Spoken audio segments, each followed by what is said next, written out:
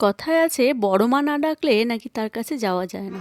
শুক্রবার সকালে আমার কাছে একটি ফোন আসে, নৈহাটি বড় মা মন্দির যাচ্ছি, যাবি? আমি বললাম হ্যাঁ চল। তো সেই জন্য শনিবার সকাল সকাল বেরিয়ে পড়লাম মন্দিরে যাওয়ার জন্য। এই যে এখানে মন্দিরের সামনেই লেখা আছে ধর্ম যার যার, বড় মা সবার। এখানে কথিত আছে যে বড় মা নাকি কাউকে খালি হাতে ফেরান না। আর সেই বিশ্বাসের কারণেই এখানে ছুটে গেছে অনেক হাজার হাজার পুণ্যার্থী। কেউ বা ডন্ডি খাটছে, আবার কেউ বা পুজোর ডালা নিয়ে দাঁড়িয়ে আছে লাইনে।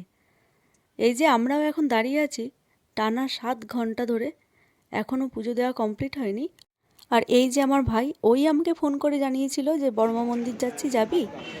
তো যাই হোক, এখানে ডালা নিয়ে নিয়েছি 51 টাকা থেকে শুরু, আমি নিয়েছি 101 টাকার। অনেকক্ষণ লাইনে দাঁড়িয়ে খুব বোরিং লাগছিল, তাই ভাবলাম পাশে একটা সুন্দর পার্ক রয়েছে, ঘুরে আসি। তারপর অবশেষে 7-8 ঘন্টা পর দেখা মিলল মায়ের।